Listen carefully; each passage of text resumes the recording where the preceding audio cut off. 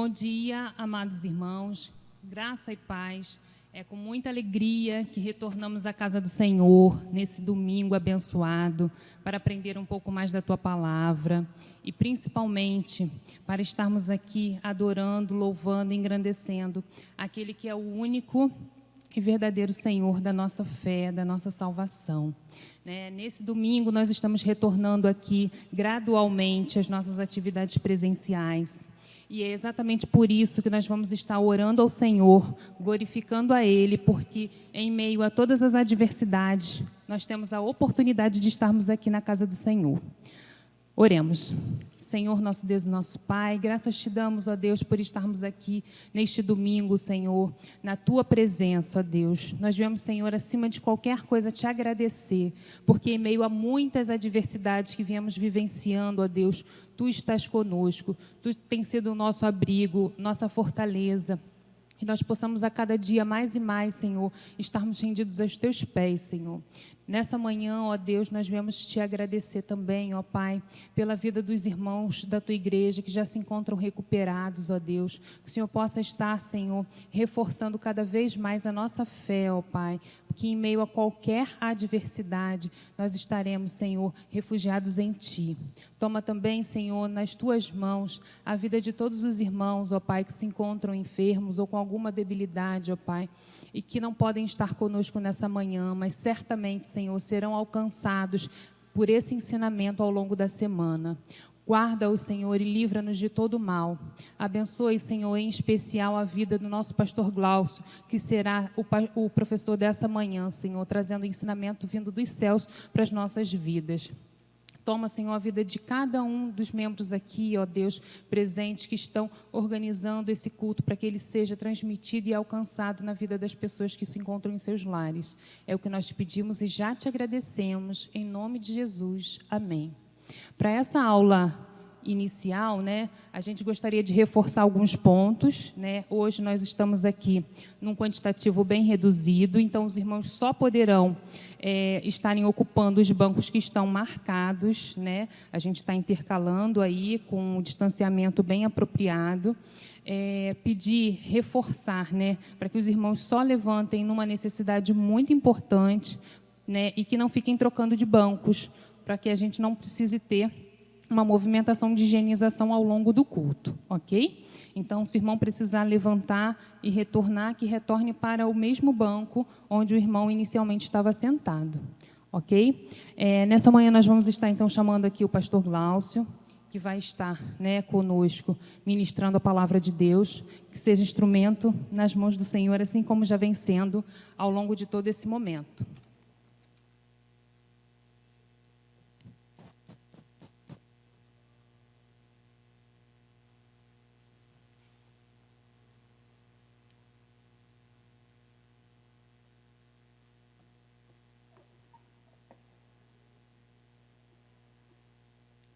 Paz, irmãos, estamos aqui mais uma manhã. A nossa aula desse domingo será os combates no ministério cristão. Nosso livro base vai ser o Colossenses, a carta de Paulo aos Colossenses, capítulo 1 e capítulo 2. Não é uma aula que a gente vai tratar aqui de assuntos expositivos, de discorrer o sentido dos versículos, a visão, mas é uma aula mais aplicada para o nosso dia, no relacionamento da igreja hoje, visando o que Paulo queria passar para a igreja de Colossos. Então, começamos aqui falando de algumas coisas importantes. Paulo estava preso e Epáfras, que alguns entendem que não é o Epafrodito de Filipenses, ele vai até Roma se aconselhar com Paulo a respeito de alguns problemas que estão acontecendo em Colossos, porque esse movimento da igreja de Colossos a igreja de Colossos cresce sem que Paulo tenha estado lá. A igreja de Colossos é formada, vamos dizer assim, pela onda da evangelização de Paulo em Éfeso, e Epáfras parece que é um dos discípulos de Paulo que começa esse trabalho em Colossos, e é o pastor daquela igreja. A palavra ali fala de de servo, e alguns entendem que era alguém que não só servia como pastor, mas diácono também. Era um homem de multifacetas, né? Fazia as coisas de todos os jeitos. Então ele levou esses crentes a entender a fé cristã, quem era Jesus, por que o homem precisava entender que ele estava perdido. Mas, com o passar dos tempos, assim como as igrejas na Ásia foram atacadas pelo judaísmo, né? Os judaizantes entravam ali para tentar tirar os crentes do foco, entrou também o asceticismo, o legalismo. Então, muitas coisas já atacavam a natureza da fé cristã e queriam tirar esses crentes do foco que era Cristo e a cruz e a salvação pela graça. Então, ele vai até Roma para se aconselhar com Paulo. Primeiro, ele diz para Paulo que aquela igreja o ama e que eles estão firmes na fé, mas que havia alguns problemas. Ele pede a Paulo, como um mentor, que envie uma carta circular, né, não só em Colossos, mas também em Laodiceia, em todos os lugares, para que os crentes daquela localidade entendessem que eles estavam na posição certa e que não deveriam dar ouvidos a homens que viriam e colocariam novas revelações, novas maneiras de ser salvo. Então, Paulo vai escrever essa carta para eles, tá? Na nossa lição, o nosso pastor que escreve aqui, ele vai dar alguns tópicos para nós, a gente vai discorrer aqui. Ele começa falando da luta, né, de apreciar e reconhecer os que trabalham no Evangelho. Então, nosso texto aqui é o versículo 7 do capítulo 1, né? Como aprendestes como Epáfras, nosso amado conservo, fiel ministro de Cristo em nosso favor. Então, aqui nós temos uma coisa importante, a luta de apreciar e reconhecer os que trabalham no Evangelho. É uma maneira do nosso escritor da revista trazer para nós que não se faz nada sozinho na igreja. Não existe super-homem. Até o super-homem precisa da Liga de Justiça para ajudar ele, senão ele está ferrado. Jesus chamou 12 homens, depois 72 homens, e agora tem milhares de discípulos pregando o Evangelho. A tônica aqui é que o nosso escritor da revista, ele quer trazer uma consciência para aqueles que têm um papel de liderança, olhando para Epáfras, que poderia ser um autossuficiente, dizer, não preciso de Paulo, eu já sou pastor dessa igreja, e eu já conheço também os rudimentos do Evangelho, não preciso me aconselhar com ninguém, e eu vou tratar de vocês. Então, o autor aqui, ele quer nos levar a um entendimento que, por mais que a gente tenha experiência, conhecimento, a gente não sabe tudo. Há problemas que vão chegar para nós, a gente precisa conversar com pessoas mais experientes. Era o que estava acontecendo com Epáfras, né? Vamos dizer, Epáfras era um grego. Então, ele não tinha uma profundidade do conhecimento da lei judaica, da cultura judaica. Então, quando aqueles mestres judaizantes chegavam naquela localidade e começavam a atrair os discípulos de Jesus, com algumas histórias, e que realmente são coisas que chamam a atenção pela tradição, por ser judeu, e por tentar trazer uma nova roupagem para o Evangelho, ele talvez, eu estou aqui conjecturando, talvez não estava conseguindo dar respostas à altura, ainda que ele era um ministro do Evangelho. Então ele vai até Paulo, que é um judeu convertido, fariseu de fariseus, tem toda uma história, e que foi aquele que pregou o Evangelho na Ásia, em Éfeso, e que Paulo pregando dizia que a salvação era pela graça. Ele vai lá e precisa desse arcabouço teológico, dessa força, para que os irmãos em Colossos entendessem que a posição deles era a correta. Então, colocamos para nós aqui, nos nossos dias, nós precisamos também ter essa consciência de reconhecer aqueles que lideram junto conosco. Sendo uma igreja, a comunidade aqui em Padre Miguel, o pastor, líder, ele também vai precisar ter essa visão de que ele precisa dessa liderança de grupos para que o funcionamento da igreja siga perfeitamente. Quando um líder ele é um centralizador, ele é egocentrista, ele tem a tendência de fazer um escalonamento. Ele olha abaixo de mim, depois você pode trazer até algumas ideias e algumas coisas que são importantes para o seu departamento, afinal de contas você tem essa experiência, tem o seu cargo, tem a sua capacidade de liderar, e quando você traz essa ideia para esse departamento funcionar, esse líder não pode ser multifacetário, dizer eu sei e tal, mas eu sei mais do que você, eu não quero que seja assim. Então você já começa a desvalorizar esse líder, desanimar esse líder, e aí esse líder vai dizer, já que eu não posso cooperar com aquilo que eu aprendi que sei, estou capacitado, é melhor que o líder principal seja o cabeça de tudo. E isso traz grandes problemas para a igreja. Ao longo da história da igreja, quando chegamos na história em que a igreja se torna romana, católica romana, exatamente a igreja entrou nessa centralização, onde o bispo de Roma, ele dava todas as orientações, não como Paulo era o apóstolo, mas agora saía de lá tudo que deveria ser feito, vocês não podiam falar nada. E aí se tornou a igreja romana. E aí nós vimos, com o passar do tempo, tivemos aí a reforma, porque a reforma é uma maneira de dizer que os outros líderes pensam e que a igreja precisa da coletividade para o bem maior, que é o reino de Deus. Não que apenas um líder deseja, quando ele acordou de mau humor, diz, hoje não vai ter missa, hoje não vai ter culto. É que estou falando por alto. Então a importância que ele está dizendo de Epáfras para Colossos era maior do que Paulo para Colossos. Veja, Paulo se retira e diz, olha, esse homem Epáfras, ele é muito importante para vocês, porque ele é o pastor de vocês.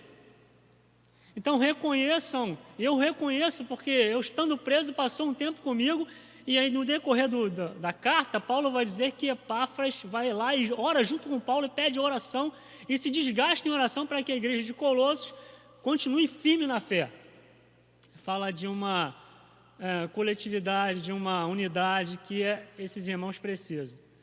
É claro que ao longo da história, até no ambiente de trabalho, nós temos esses problemas, né? Quem trabalha em empresas e outros lugares tem aí a gestão pessoal, né? Aquela coisa de relacionamento.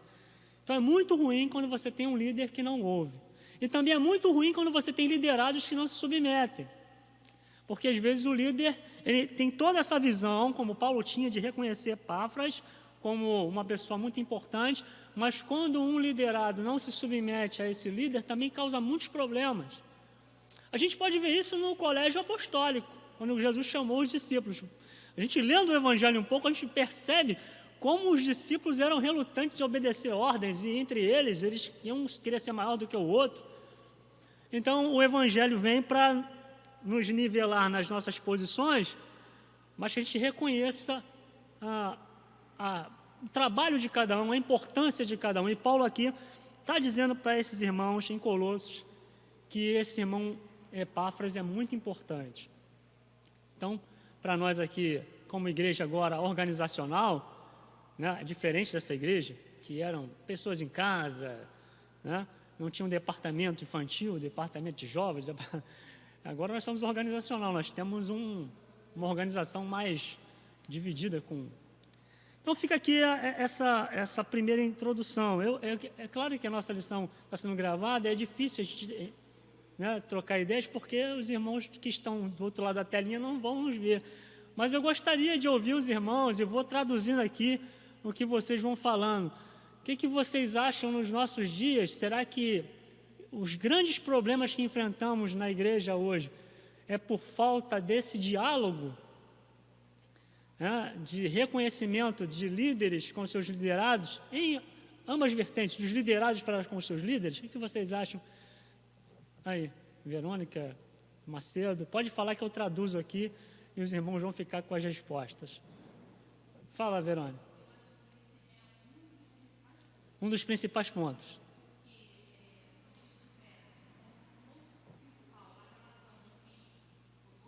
Exatamente.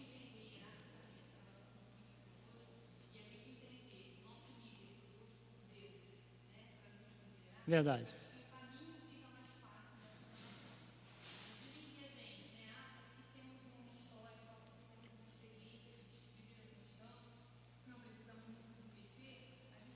Exatamente, a rebelião. Exatamente.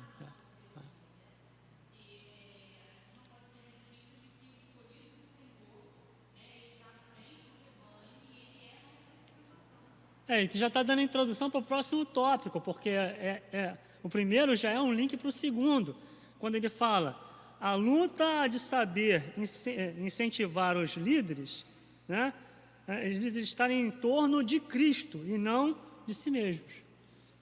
Então, em todo tempo, Paulo ele não se coloca como a última cereja do bolo do cristianismo.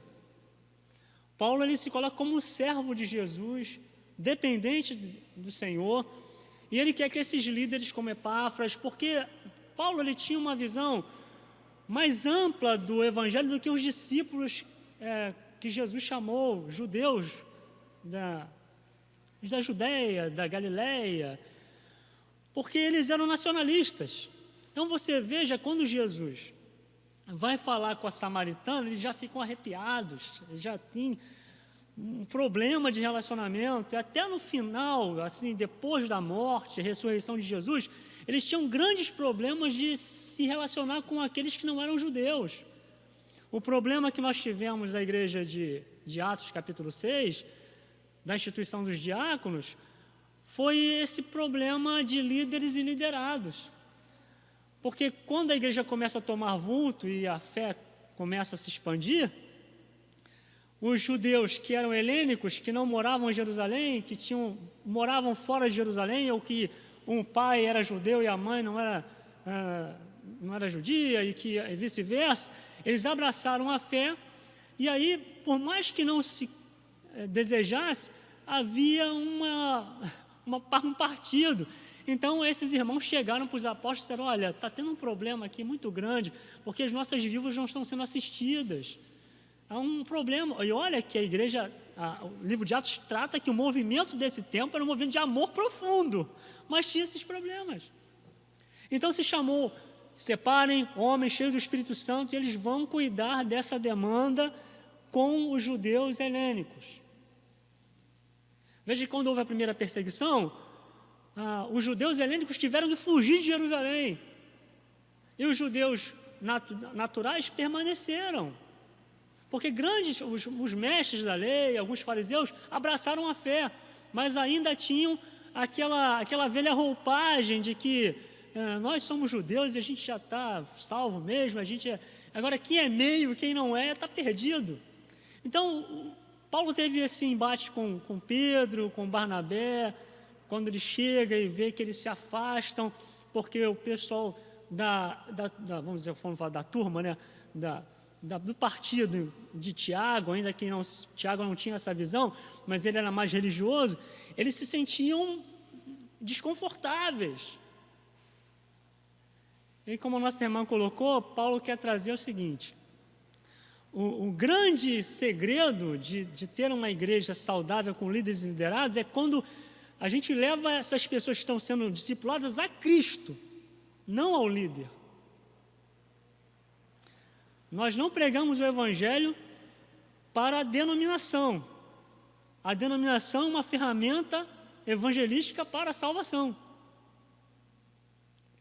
Então, ao decorrer da história, nós tivemos a reforma, Lutero pregou lá as 95 teses, e depois surgiu o movimento luterano. Lutero nunca quis isso, mas surgiu. Ele foi mais radical do que Lutero. Então, a tendência nossa é sempre pender para líderes. Veja que Paulo vai dizer à igreja de Coríntios: olha, uns dizem que são de Paulo, de Pedro e tal. Veja, é uma tendência humana. Então Paulo sabia, com a visão que ele tinha de mundo, é claro que a gente não vai dizer que Paulo era melhor do que Pedro, do que os outros, mas Paulo tinha uma visão muito maior do que a dos discípulos da Galileia. Isso é claro. Porque Paulo ele conhecia as culturas, então ele estava, quando o evangelho chegar a esse lugar, vai ser um choque para quem está em Jerusalém. E quando eu disser para esses líderes que não são judeus, que da maneira que eles vivem também é dificultoso, eles vão ter que entender o que é o Evangelho. Então a preocupação de Paulo era formar líderes, mas líderes que tivessem um encontro com Jesus e entendessem os rudimentos, o beabá do Evangelho, o alicerce do Evangelho, as colunas, o que firma a casa. É como o pedreiro. Quem conhece um pouco de obra sabe. Você quer fazer uma obra na sua casa, aí você chama um pedreiro, um cara, não esse meia colher, chama um cara que é profissional. Então fala, pô, cara, eu quero levantar aqui uma casa com 2 quartos, uma cozinha ampla, em cima eu quero botar uma laje, fazer os quartos em cima. Ele vai dizer para a gente, olha, a gente vai ter que levar tantas sapatas, e o cara vai te dar tudo isso. Vai dizer, olha, para tua casa ficar firme, para não cair. Mas aí, ele vai dizer, olha, é X, é 100 mil reais. Que isso, 100 mil, mano? Meu Deus do céu, muito caro, mano. Ó, 100 mil reais para você deixar tudo pronto, é mão de obra e tal. E você sabe que vai ter um trabalho, né? O pessoal fala que é daqui. Aí, você vai pensar, mas... Aí vai chamar o meia colher. O meia colher vai dizer, eu olhando aqui, se eu chamar 3 amigos aqui, ver aqui uns finais de semana, e dá 20 mil, a gente levanta isso tudo. É o grande perigo de você ter uma casa que vai cair em cima da tua cabeça. Então, Paulo queria que quando essas pessoas recebessem Jesus e se formassem líderes, eles não fossem meia colher. O Evangelho é mais ou menos isso aqui, está entendendo? Se você vai, aí você leva a vida. Não é dessa maneira. Jesus falou o quê? Sobre as 2 casas? Aquele que edifica a sua casa sobre e quem é a rocha? Vão vir o quê? Os ventos, a força da água, e vão combater contra aquela casa, e ela não vai cair, porque ela está alicerçada em uma rocha. O segredo não é a casa, o segredo é o terreno que a casa está colocada. E o cara gastou a mesma força, os mesmos materiais, fez uma casa tão bonita, mas vieram os ventos, a chuva, a água, e levou aquela casa e foi grande a sua queda, porque o terreno que ela estava era não apropriado. Então aqui, essa grande luta que Paulo está colocando, que a nossa irmã Verônica pôs, está no versículo 10. Assim oramos para que possais viver de maneira digna do Senhor, agradando em tudo, frutificando em toda boa obra. Paulo tem esse desejo. Veja, Paulo ora para que os crentes de Colossos tenham esse entendimento do Evangelho. E agora, trazendo para nós, é muito importante, porque a crise que nós estamos tendo no mundo cristã, da doutrina cristã, da revelação de Jesus, nós temos 2 crises no cristianismo no mundo: a perseguição à igreja e também a apostasia na igreja. O desejo de Paulo é que esses crentes frutifiquem em toda boa obra, crescendo no conhecimento de Deus. E quando ele fala crescendo no conhecimento de Deus, é realmente tendo amplo amadurecimento de quem eles estão servindo. E aí, quando a gente olha para essa crise da apostasia, e com o advento da internet, hoje todo mundo faz um vídeo, tudo tem no YouTube, nós estamos vendo as coisas mais absurdas que se podia pensar a respeito de igreja. Do pastor que faz as pessoas comerem grama, de que anda por cima das pessoas, daqueles que fazem realmente um sincretismo dentro da igreja. Quando nós tiramos Cristo do centro da igreja, eu posso chegar aqui e dizer, nós estamos em pandemia, e eu com um corpo de obreiros, subimos ao monte. Não tem nada contra o monte, eu gosto de ir ao monte, refletir, correr. Até ontem, mandei um vídeo para o Macedo, estava lá no topo, no meio da neblina, um frio tremendo, saudável. Agora, quando a gente traz isso para o transcendental, diz, olha, eu subi ao monte, com esse vidro de álcool gel, e vocês agora, se vierem para essa reunião, vai estar aqui o Pedro, meu auxiliar, ele vai dar uma borrifada, traga a foto da sua família, traga a sua carteira, traga... Você não vai ser atingido por essa pandemia, porque nós temos a solução. Aí a coisa aperta. Porque nós tiramos o alicerce da casa, que é Cristo, e reduzimos Jesus a um frasco de gel, cara. Então as pessoas e até os crentes sairão das suas casas, não mais para vir aqui adorar ao Senhor em meio a tanta dificuldade, mas para receber uma borrifada de álcool gel para ver se consegue se proteger do vírus. Veja como foi reduzido o conhecimento de Deus, que Paulo está dizendo, e Paulo trata aqui, Cristo tem que ser o centro. Porque se alguém chegar em Colossos e dizer, olha, Jesus não é só isso, você tem que se circuncidar, e você tem que guardar o sábado, você tem que guardar as festas, você tem que comer só isso, Paulo está dizendo, não reduza Jesus a um frasco de álcool gel.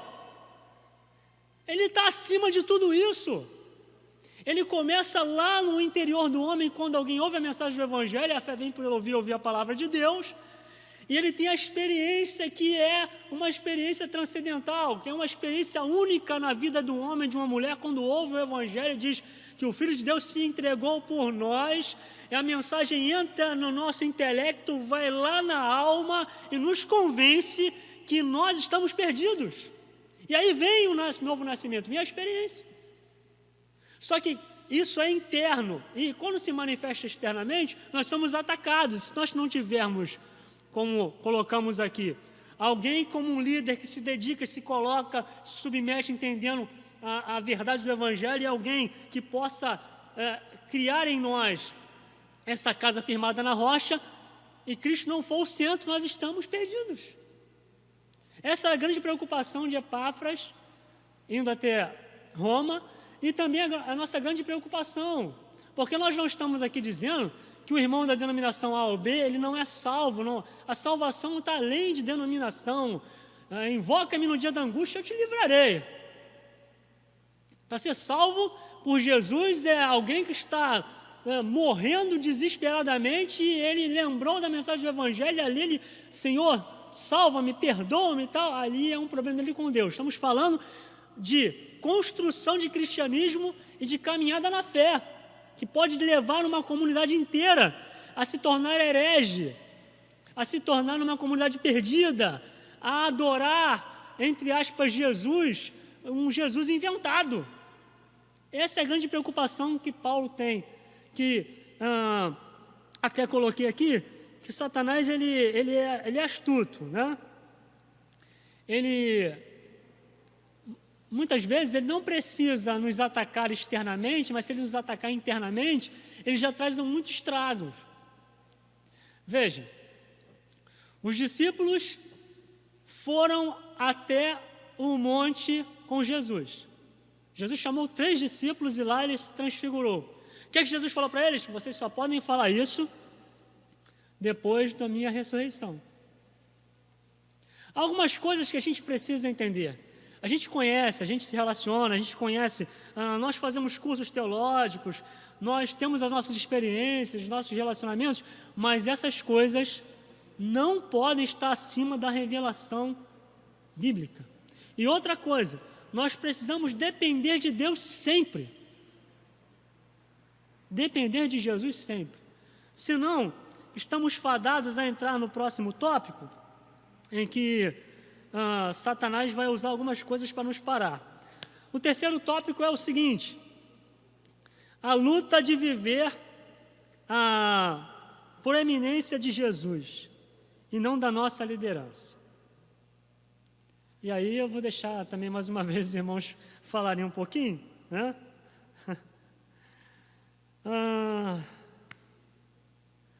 Como é que tem sido o comportamento da liderança cristã à nossa volta? Quando eu falo liderança cristã, não estou falando da liderança do nosso pastor, estou falando daquilo que estamos vendo. O que os irmãos estão achando do posicionamento da liderança cristã nos nossos dias? E aí, trazendo para os dias da pandemia, ou para alguma questão de movimento político, vocês acham que tem sido um posicionamento correto? Tem alguma coisa que está extrapolando? O que vocês acham? Eu vou traduzindo aqui, pode falar, por favor.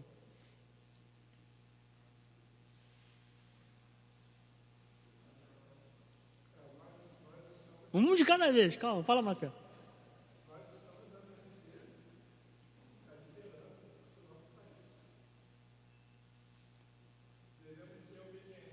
A liderança do nosso país. Fala, Silvana.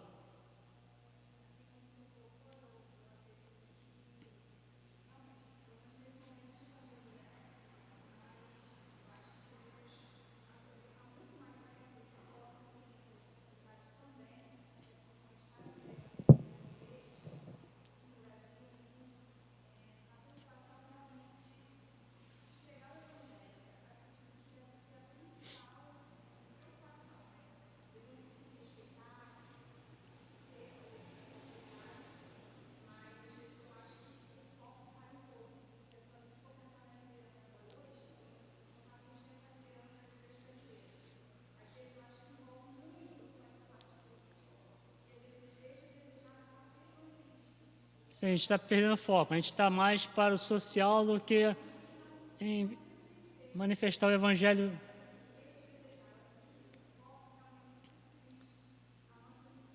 A nossa missão. Sim.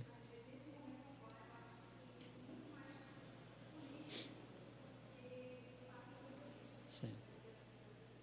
Mais alguém? Verônica, pode falar? Sim.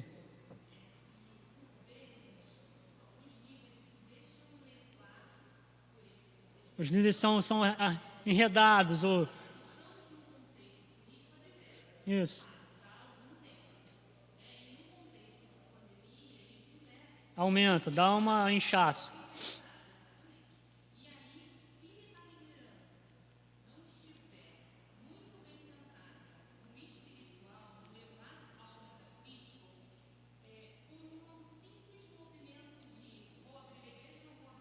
Exatamente. Confrontos e dificuldades ideológicos, teológicos, sociológicos, todos os lógicos aparecem. Exatamente.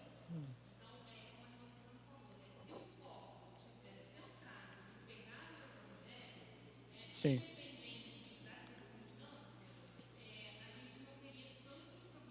Verdade.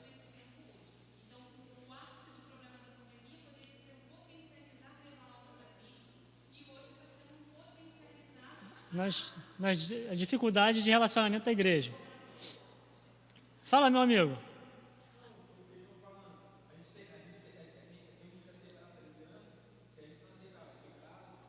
Não, a gente aqui não está tratando de aceitar ou não aceitar a liderança. Nós estamos aqui falando...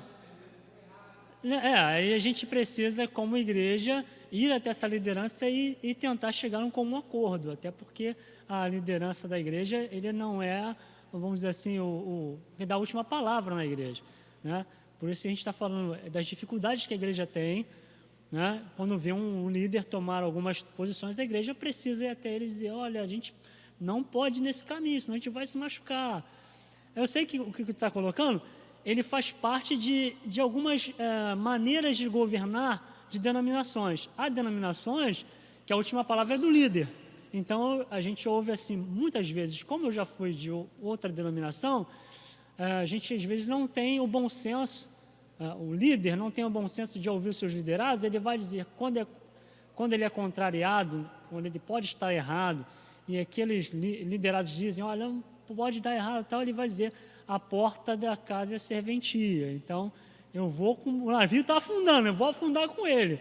Então, nesse sentido, a gente pensa que esse crente ele pode pensar em orar e sair dessa comunidade, porque está vendo que o barco está indo para o fundo, né? Mas não tomar uma decisão de não obedecer, tal, aí, porque aí você já entra em outro contexto de pagar com a mesma moeda. Então, aí você vai ter uma briga dentro de uma comunidade, né? Aquele líder está assim, a gente não faz, e quem sofre não é só a comunidade, mas toda a comunidade em volta, porque se nós somos igreja, sal da terra e luz do mundo, quem está de fora precisa ver em nós essa unidade, essa capacidade de se amar. Se não vê em nós, se a gente está junto não consegue se amar, vai amar quem está do outro lado da rua, vai amar de jeito nenhum. Entendeu? Aqui, o nosso professor da revista, ele coloca uma coisa muito interessante. Ele dá o versículo de Colossenses 1,17, fala, ele existe antes de todas as coisas, e nele tudo subsiste. Então, aqui ele está dando uma ideia, né, da existência de Jesus como Deus, né? Porque ele não precisou existir, ele já é, antes de tudo ele já é. Deus não existe, ele é. Ele não precisa dizer eu existo, ele é.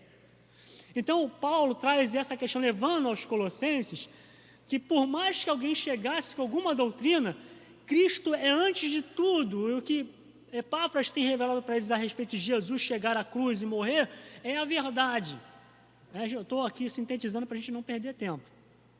Mas aqui o nosso professor, ele traz essa dinâmica para a gente discutir, porque fala que uma crítica aos líderes. Ele traz aqui no início da nossa revista, ele dá assim uma visão de João Batista, quando João ele anuncia Jesus. Veja, João era popular na Judéia, ele era o cara, João Batista era o cara. A igreja no deserto, entendeu? Não era em Jerusalém, o pessoal saía de Jerusalém para o deserto, e vinham doutores da lei, sacerdotes, levitas, para ouvir João falar. Era uma mensagem de arrependimento, não era aquela coisa, gente, se você ficar aqui, nossa igreja tem uma visão mais ampla, contemporânea, blá, blá, não. Era arrependam-se, a raça de víboras, vocês estão tudo vacilão. E a galera ficava ali e se arrependia, irmão, porque o cara estava cheio de graça. E aí Jesus aparece, ele vai apontar em João 1,29, vai olhar para os discípulos e falar assim, eis o Cordeiro de Deus, tira o pecado do mundo. É ele de que eu estava falando. E aí os discípulos de João começam a seguir a Jesus. E aí o movimento de Jesus começa a crescer. E aí um discípulo de João vê Jesus batizando do outro lado do Jordão, e a igreja de Jesus está crescendo. A de João, vamos dizer assim, a gente fala aí, está diminuindo. Aí ele chega lá, mestre, aquele homem que o senhor falou, está batizando do outro lado do Jordão, está bombando a igreja dele, e a gente está aqui nessa míngua. João vai dizer, cara, vocês não entenderam nada. Importa que ele cresça e que eu... Veja, ele pega a visão de líder de João, que era um judeu natural, mas que tinha uma revelação ampla do seu papel na construção da salvação. É até aqui que eu vou, é só até aqui. É uma construção a respeito do que o nosso pastor que escreveu aqui, uma crítica à liderança, até onde o líder, pastor, ou teólogo, ou professor, ou líder, ele pode ir com, vamos dizer assim, o seu brilho.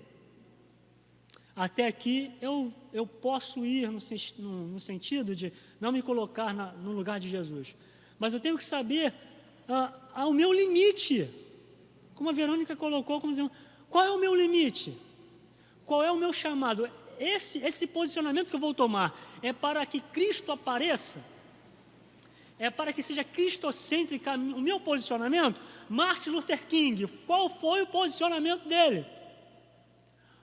Para a visão norte-americana dos negros que sofriam todo o apartheid, ele foi um grande líder mas na visão dele era Cristo alcançando os homens e quebrando as barreiras. Billy Graham, por mais que não tenha se envolvido no movimento do Dr. King, ele foi um dos que incentivou, pagou algumas fianças, e num dia que ele foi fazer uma cruzada em uma cidade em que havia uma dificuldade muito grande no relacionamento entre de brancos e negros, ele chegou naquele ginásio e tinham cordas que dividiam os irmãos negros e irmãos brancos. E Billy Graham foi lá e tirou as cordas e disse: aqui não pode haver isso. Veja, ele era um líder e ele fez a coisa certa para que Cristo fosse manifesto. Ele tira as cordas e diz: a gente não pode viver assim, gente. Vocês não vieram aqui para me ver, eu não posso estar satisfeito chegando aqui como um grande evangelista e ver os meus irmãos com uma corda dividida. Isso não é cristianismo. Vocês vão me ver, vão para casa, vão ver uma mensagem legal e tal, mas ele tira a corda e diz: é Cristo que tem que ser o centro. O líder, a crítica aqui é que quando a gente chega a um ponto, nós começamos a dizer, essa é uma crítica, o meu ministério, a obra em que eu coloquei as mãos para fazer. Veja, nós não fazemos a obra para Cristo, Ele faz a obra em nós, pelo poder da sua glória. Ele pegou cada um de nós e cada um de nós tem um chamado, vai até onde Ele quiser, mas Ele quis fazer isso. Nós não fazemos pela nossa força, mas porque Ele quis. Não era pela força de Sansão que ele matava os inimigos, já era quando o Espírito do Senhor vinha sobre ele, ele derrubava os inimigos. Mas sem o Espírito do Senhor, ele era apenas um homem. A crítica aqui no tópico 3 da nossa lição é essa. Até onde nós líderes vamos entender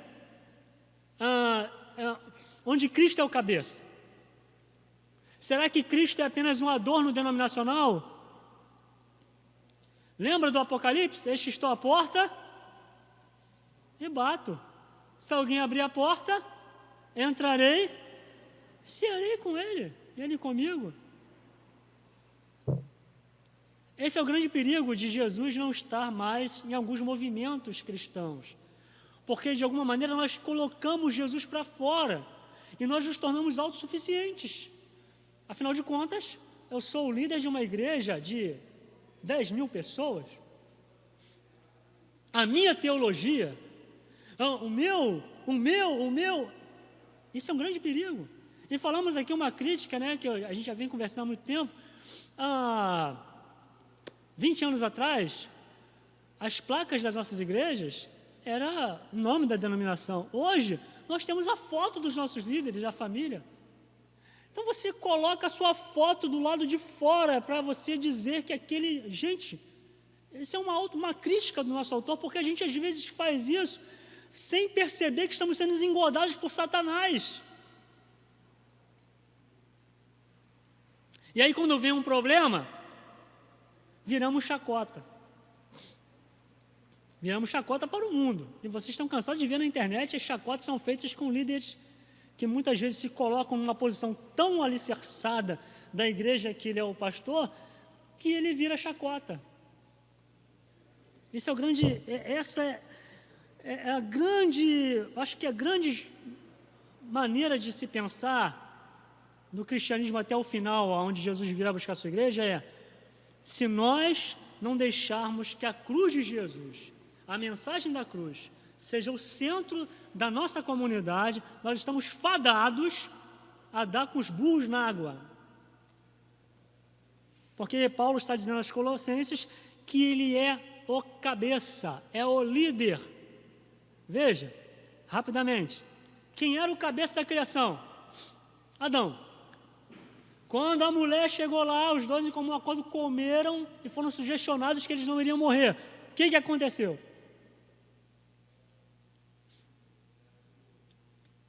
Morreram. Porque este casal, que simboliza a humanidade, ou pode figurar uma igreja, deixou de ouvir a palavra, deixou de ouvir, deixou de olhar para Deus, que é o cabeça, e recebeu uma nova mensagem, achando que poderiam viver melhor, e morreram. E Paulo está dizendo: Cristo é o cabeça dessa nova aliança. Ele é o cabeça desse reino. Se nós não ouvirmos a Cristo, se nós não vivermos para Cristo, vamos voltar ao pecado e vamos morrer. Seguindo, Já faltam aí 15 minutos para terminar a nossa aula. No capítulo 2, versículo 4, nós continuamos aqui. Ele fala da luta de viver o ministério cristão com firmeza nos ensinamentos da palavra. É o link do 3, onde se ensina a supremacia da palavra. Não pode haver uma outra revelação a não ser Jesus. Não pode haver uma outra pessoa a não ser Jesus. Pastor não salva, denominação não salva, métodos de evangelismo não salvam. Quem salva é Jesus. Os rudimentos que ele está dizendo é o beabá do evangelho. E aí Satanás, ele luta de todas as maneiras para nos desviar disso. Digo isto para que ninguém vos engane com palavras capciosas, com palavras cheias de pegadinha, igual para o concurso, que distorcem o texto com uma vírgula, que colocam uma palavra que não é um sinônimo, mas é uma coisa mas vai te levar para o erro. É o que ele está dizendo. Veja, como deve ser pregado o evangelho. Antigamente, se diziam que uma parte do movimento cristão, Jesus Cristo cura, salva, batiza com o Espírito Santo e leva para o céu. Vamos dizer assim, uma dogmática das denominações pentecostais mais carismáticas. Do outro lado, mais tradicional, sempre se levou a mensagem cristocêntrica, a cruz de Jesus. Mas ao longo da história do que estamos vivendo hoje, como tem sido a nossa chamada para os homens perdidos? É para dizer que eles estão precisando de uma cura apenas? De uma casa nova apenas? É isso que o homem precisa? De uma nova esposa? De uma namorada? De ser bem-sucedido? Nós precisamos de pessoas testemunhando. Claro, veja, faz parte do movimento cristão Jesus curar uma pessoa de câncer, de AIDS, Jesus restaurar a vida de uma pessoa, de tirá-lo das drogas. Isso é uma consequência, é uma submissão na propagação do evangelho. Isso nunca pode ser a missão central. Mas quando pegamos essas coisas e levamos as pessoas a dizer que depois que ela começou a frequentar essa igreja, ela de um dia para o outro ficou rica, e de um dia para o outro aconteceu isso, nós tiramos a centralidade, porque o homem, quando se chega a Jesus, ele chega pobre, rico, doente ou com saúde, mas é o homem que está no pecado. O evangelho mostra que o rico morreu e foi para o inferno. O problema do homem é o pecado. A maneira como Jesus vai salvá-lo e transformar a vida dele é um problema de Jesus com o homem. Então, o testemunho de uma pessoa não pode ser, vamos dizer assim, a régua de medir para todos. Porque pessoas vão chegar ao evangelho, elas vão morrer de corona, elas vão morrer de câncer, vão morrer de outros problemas, vai morrer de acidente, alguns irmãos vão perder o emprego, mas Paulo e o evangelho, Jesus, nas suas cartas às igrejas, ele está dizendo para nós perseverarmos, ficarmos firmes, entender que Jesus cuida de nós. Se nós fôssemos pregar esse evangelho que nós temos hoje para os crentes de 2000 anos atrás, do primeiro século, nós estamos perdidos. Porque aquelas pessoas viviam em intensa perseguição. Os que viviam na Judéia e em outros lugares, grande parte deles eram escravos. Não tinham direito sequer nem de uma refeição com o dinheiro que comprava. Eram levados ao Coliseu, eram levados a coisas absurdas. Mas eles não perdiam a fé em Jesus, porque a fé deles não estava firmada em coisas. A fé deles estava firmada no Filho de Deus, naquele que venceu a morte, naquele que abriu a porta, naquele que me vê na condição de escravo, de preso de César, de um romano, mas que me amou e me resgatou, e quando tudo isso acabar, quando eu sair desta vida, eu estarei com Ele. E que se eu morrer como escravo, se eu for levado ao Coliseu, se eu for crucificado, se eu morrer de fome porque eu não tenho o que comer, Ele está cuidando de mim e Ele vai me levar para a casa do Pai. Era assim que essa gente vivia. E é assim que nós devemos trazer essa força para os irmãos da igreja, porque veja, nesse movimento da pandemia, quantos perderam, não um, mas 2, 3, 4 famílias de uma vez só? Aí se vem a pergunta, mas onde Deus estava? E porque se o evangelho que pregamos é só de coisas feitas, de coisas conquistadas, Deus faltou. Deus falhou. Jesus não curou. Porque praga alguma chegará à tua tenda. E quem disse que só esse versículo pode se fazer uma doutrina? Quem disse que um versículo, uma passagem se faz uma doutrina?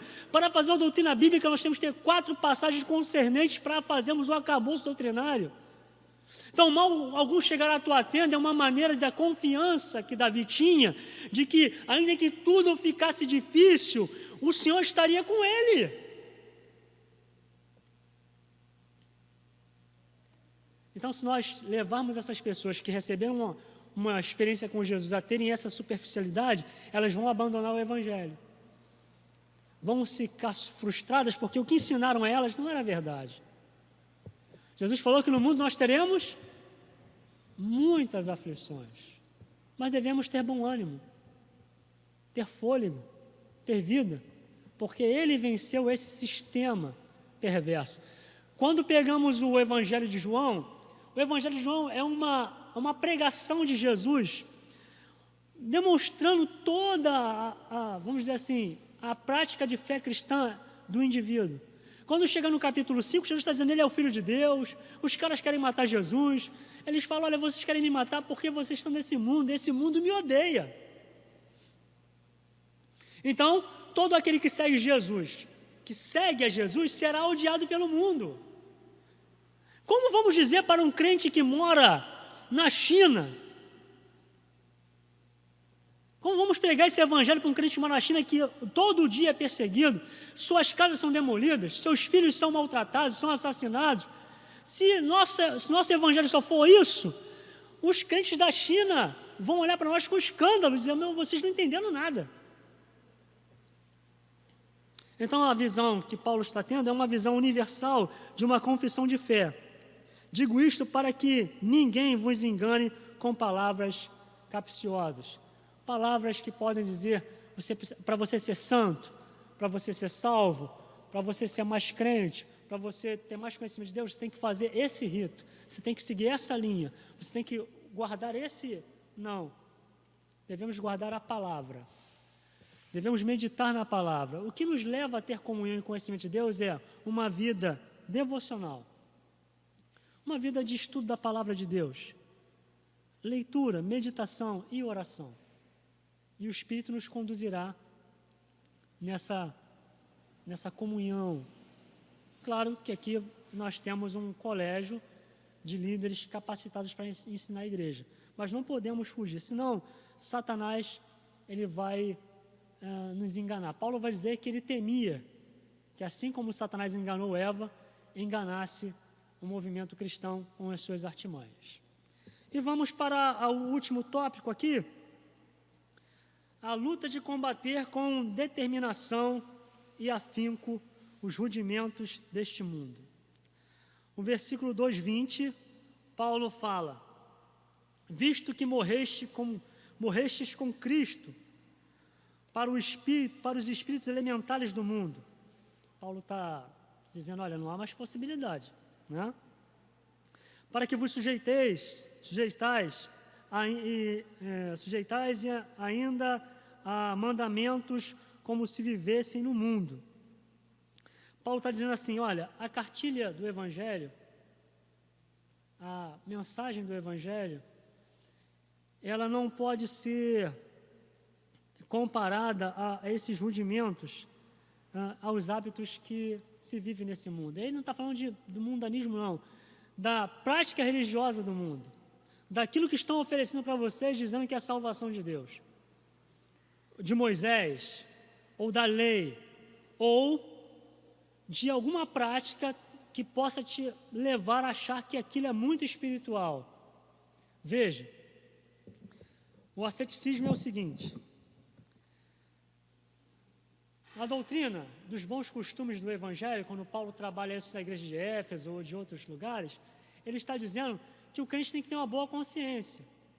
Qual é a maneira de um homem ou de uma mulher cristã se vestir? É coerente, condizente com uma normalidade, condizente com o tempo em que se vive. Eu não posso querer que, Glaucio, que um cristão de hoje se vista como um crente de 1960 e dizer que aquelas vestimentas eram uma coisa da doutrina. Não, eu estou colocando que uma maneira de se vestir de uma época, o padrão de santificação é errado. A mesma coisa é eu dizer que se nós colocarmos uma roupa, um roupão, né, e dizer que agora esta é a melhor maneira de se vestir, porque esta é a melhor maneira de se santificar, e eu passar a exigir isso dos crentes para dizer que esse é o padrão do discípulo, do seu comportamento no mundo, de santificação, de apresentação para o mundo, eu estou errando. Porque eu estou tentando exteriorizar aquilo que começa no interior. Se a santificação da palavra, se o meu rompimento com o mundo começa no meu coração, entendendo o meu papel neste mundo, a maneira como eu estiver vestido não vai escandalizar ninguém, porque eu vou ter uma plena consciência de como me comportar diante da sociedade.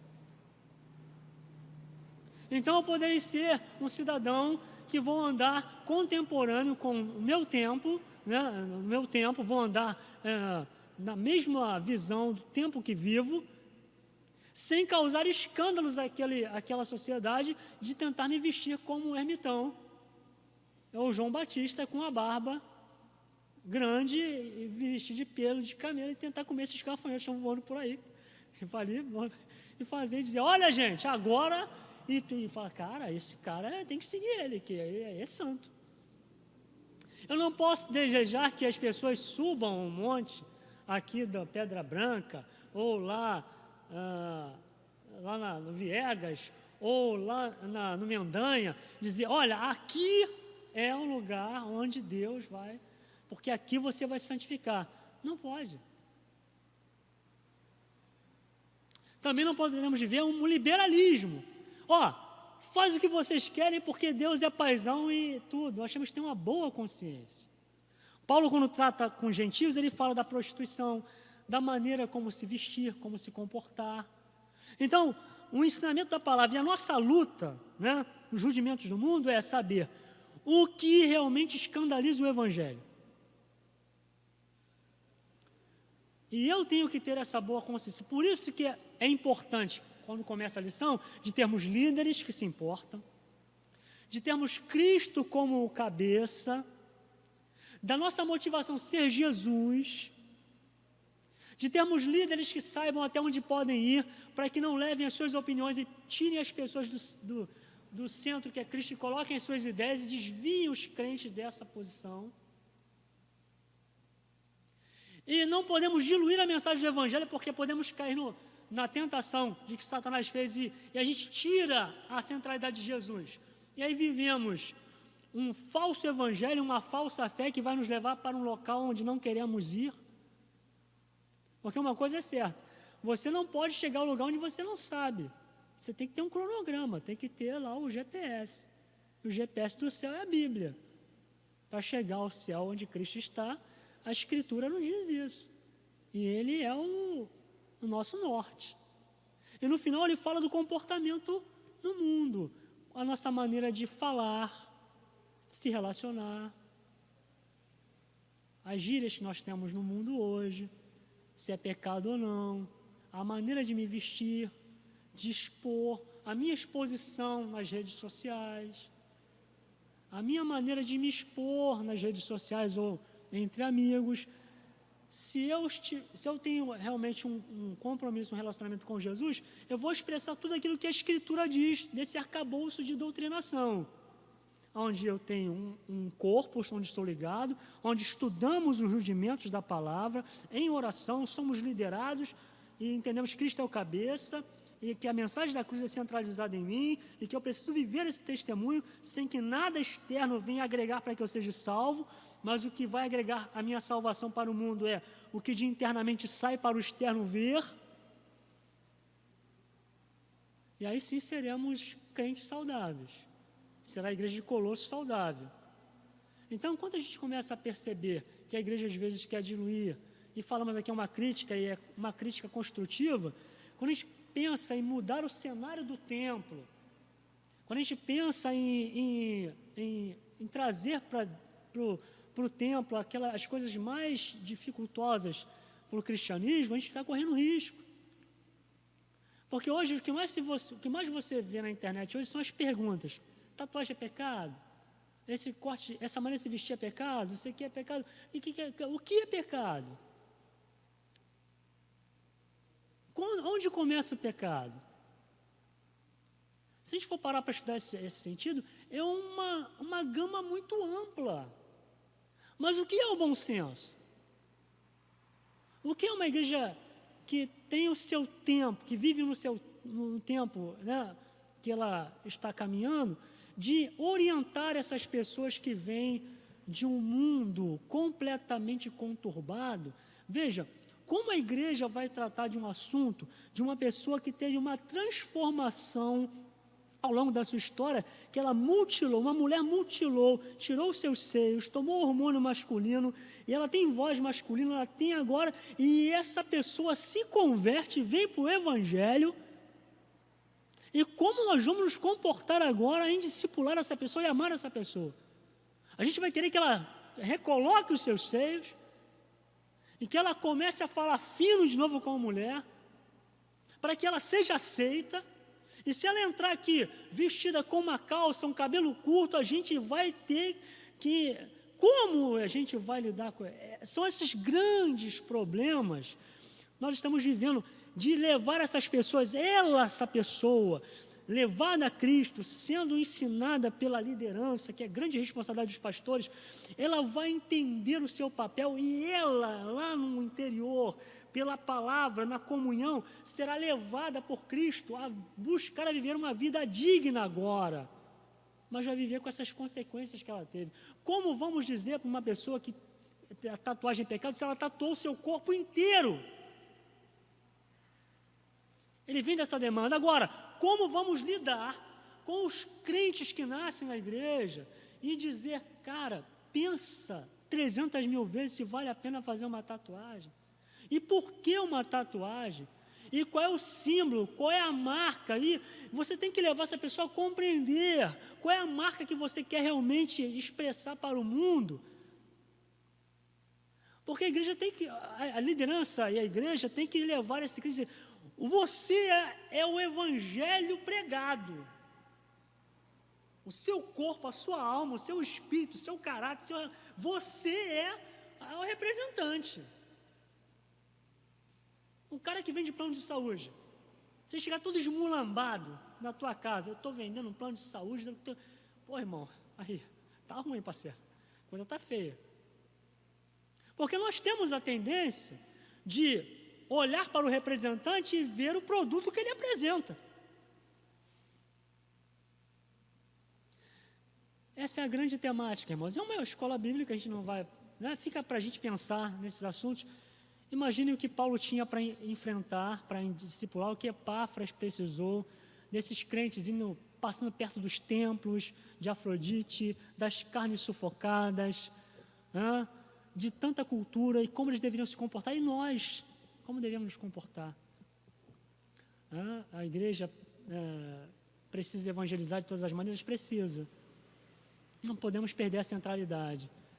Agora é uma opinião minha, Glaucio, quem diz, não o Senhor, nem a igreja de Padre Miguel, uma opinião minha.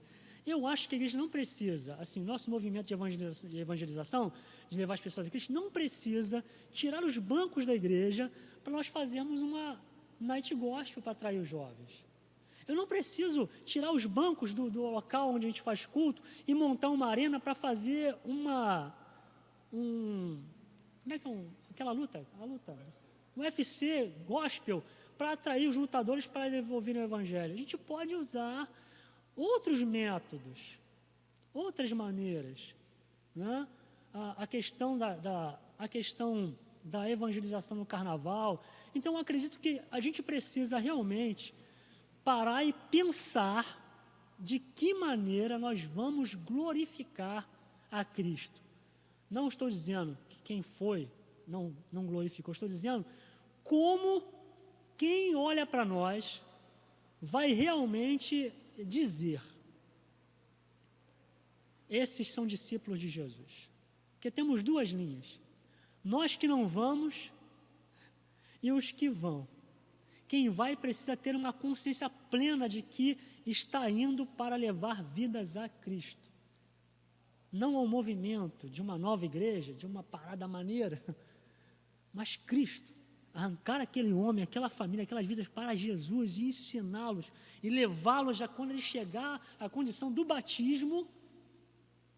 Ele não vai tomar um banho, mas ele vai dizer: eu creio, eu entendi o que é o Evangelho. Se tem cabelo black, irmão, aí é problema de cada comunidade. Se é Rastafari, se Cristo vai nascer nessa pessoa, o que é externo vai ser suplantado pelo que é interno. E aí as obras que nós não podemos fazer, Cristo fará. E as tribos que se chamam serão atingidas pelo poder do Evangelho. Tá bom? Chegamos aqui ao final da nossa aula, que é muito importante, os combates no ministério cristão. A próxima aula é a aula 13, buscar as coisas que são de Deus. E o próximo professor vai ter essa grande responsabilidade. Vamos orar? Curva a sua cabeça. Senhor, nós te agradecemos por esse momento de estarmos aqui juntos e pedimos a Ti, Pai, em nome de Jesus, que o Senhor venha iluminar a mente dos nossos líderes, nossos pastores e de cada irmão, de cada irmã, para que possamos andar dignamente.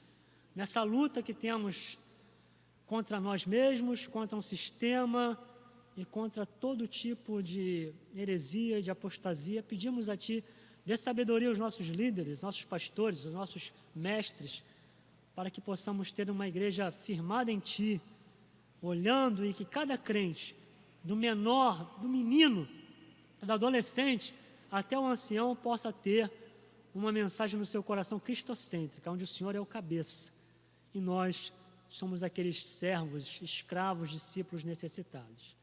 Nós oramos a Ti e te agradecemos por essa aula, Pai. Em nome de Jesus. Amém. Fiquem na paz, irmãos.